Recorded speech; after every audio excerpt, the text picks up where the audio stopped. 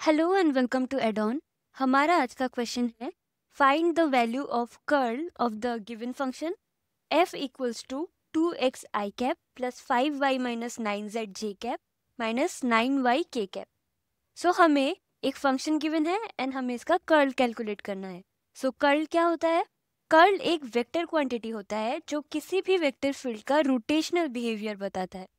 मतलब अगर किसी पॉइंट पे देखना हो कि एक फील्ड का डायरेक्शन किस डायरेक्शन में रोटेट हो रहा है फील्ड, तो हम कर्ल का यूज करते हैं एंड इसका मैथमेटिकल फॉर्मूला होता है कर्ल ऑफ एफ, जो कि गिवन फंक्शन है, that is equals to del cross F. Okay, so हमें function given F equals to 2x I cap plus 5y minus 9z J cap minus 9y के cap. So अभी simply हम curl calculate करेंगे by taking its cross product. So let's take the determinant I cap, J cap and K cap. So del operator को कैसे break करते हैं? Del x, del Y and del Z.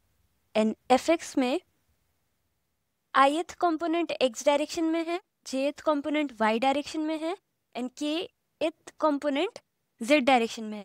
सो हम simply लिख सकते हैं x component में 2x 5y minus 9z minus 9y। अब हम सिंपली क्रॉस मल्टीप्लाई करके डिटरमिनेंट को ब्रेक कर सकते हैं। Del y of minus 9y minus del z of 5y minus 9z. Now jth component del x of minus 9y minus del z of 2x. Now kth component del x of 5y minus 9z minus del y of 2x. Now यहाँ से हम calculate कर सकते हैं i cap del y of minus 9y कितना होगा?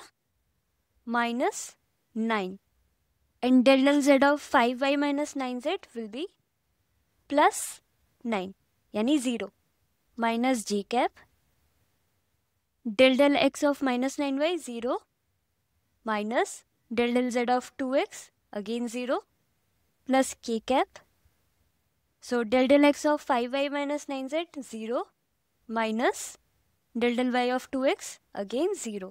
So this will be 0 I cap minus or plus 0 j cap plus 0 k cap. So this is the result of curl of f. सो अगर किसी vector function का curl 0 हो तो इसका मतलब होता है कि उस फंक्शन का कोई रोटेशन नहीं है, यानी कि वो एक कंजर्वेटिव फील्ड है. So in this case we can see that this is a conservative vector field. So that's all for today. Thank you for watching.